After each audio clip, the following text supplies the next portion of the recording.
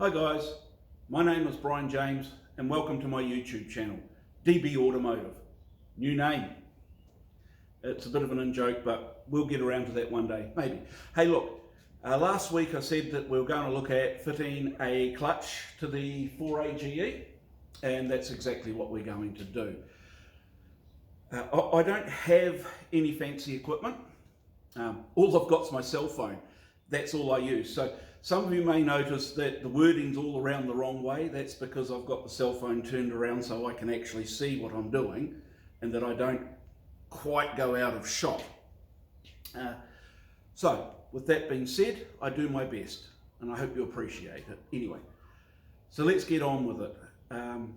Last week we looked at the thought process and what I was going to do with the car. We got all the little brackets and everything onto the motor. Now this week we're going for the clutch. Now you've probably linked here from my Facebook page, and it's a post that I would have put up. In that Facebook post there will be all the pictures and descriptions of the step-by-step account that I'm doing with the clutch and how to install it. As I say, I don't have time lapse or anything like that. It's not the newest of phones or the flashiest of phones, but hey, it gets me through, and it's money I don't need to spend on other things and I can spend on the Chevron. Yay, we like that. Anyway, so clutch. I ordered a standard OEM clutch, came in really cheap, about $280 odd delivered to my door. So, you think, okay, well, great, you've got a clutch. Yes, so let me just go out of shot for a second.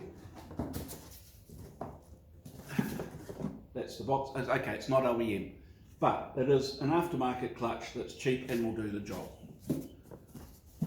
On the back, you can see that it's got fitting instructions. Cool. When we open it up,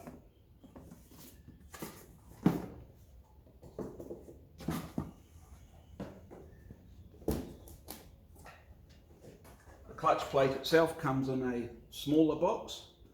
Again, there's instructions there on to do and what not to do, and where to put the grease and wipe off any excess. Very important. You don't want to get grease thrown up onto the clutch and pressure plate. And your clutch unit and that is also got instructions on it. Comes with a photo, see what you're actually getting. Okay, so that's pretty much it. You'll link back through to the Facebook page and you'll see the pictures on what I'm doing, but just a couple of things. Pop that off. That's your alignment tool, and what I'd do is first up, make sure that in the old clutch and old bearing that fits. That's going to let you know that the splines are correct, and it's most likely the correct clutch for, I'll just get back, the correct clutch for your unit. So the other thing people worry about is to make sure that they don't get it the wrong way. You really can't. So written on this particular clutch unit, it's got TM side, that stands for transmission side. But even if you don't believe it, even if you think, nah, they're lying, they don't know what they're talking about. Transmission side to clutch, it won't sit flat on the flywheel. You can't get it wrong, so don't panic. Next thing is, make sure that it actually fits your gearbox. Get your new clutch and physically just make sure that it slides nicely and freely, that there's been no damage to the transmission or to your clutch spline in transit. Now, it's not going to happen, but it's better to check than go further on and go, So get this one slides nicely,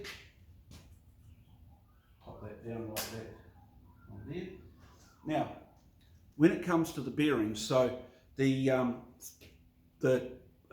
clutch arm, the throw out arm that activates your manual clutch, will have a bearing on it. So the bearing will ride up on these pieces here. Replace it if you can. So don't get in there with your vise at home and a punch and beat the living shit out of it and damage it. Not the bearing, but the carrier of the bearing. If you're not feeling confident in doing it, because I use press, so I've got a power press at work that I can use with lots of little adapters, so I make sure that I'm not bashing it with a hammer. So everything's a nice, slow, even movement. If you don't have that, and look, not everyone has the ability to go to their workshop and play with big tools. I would suggest that you just take it down to the local mechanics store. They will have it. They'll charge you a $5 or a dozen piss, and they will swap that over for you. If you don't have the ability to do it yourself, I strongly advise not using metal on metal. Now that also goes with the bearing and the flywheel. When taking that out and putting it in, as you'll see in the pictures, I've got a slide hammer that I made up specifically for that, and I can pop it out easy. When putting it in, I use a brass drift or a brass punch. I don't go steel on steel. It's a bearing, it is hardened steel, and if you go steel on steel, you do run the risk of cracking or chipping that bearing, rendering it completely useless. So always be careful about those sort of things. You know, you do not want to basically have to be going out and buying a new bearing on a Sunday when there's nothing open, and it destroys your whole day. So it's just thinking about things. So, and you know, that, again, that's a $2 piece of brass stock from an engineering shop. As you can see, I've beaten the living shit out of that over time. It's cheap and it's easy, and it's okay to have it in your toolbox. Simple. And again, likewise, the hammers that I use are what we call soft hammers. So this particular one, and again, it's one that I've made up. It's got aluminium on the front, and it just have a big piece of rubber on the back, specifically so I don't damage what I'm hitting. And again, as you can see, I've beaten the living shit out of it. So it's cheap and it's easy. In fact, very rarely do I use any hard-faced hammers.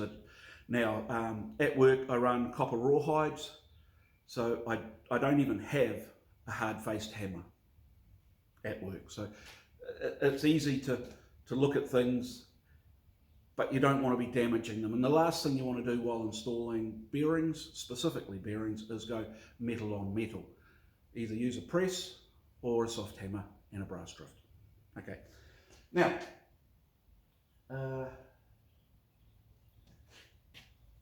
that's it for what we're doing right now.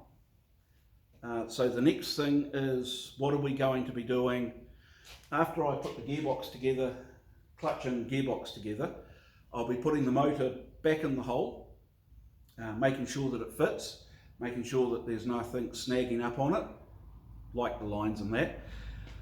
And that S13 independent rear end in the back of the car, because it was sitting next to the ocean for so long, did get quite rusty. So I painted it last week with CRC stop rust. It turns all oxidized rust black. And then I will be painting it with chassis coat, leaving it for the week, and hopefully we'll start putting it together next week. In that time, I hope to have the new ball joints and tie rod ends for the front end, so I can start putting them together as well. Now, look, something really big is coming. I'm really excited, and I hope it pans out. But what it does, and it's not Clubman related.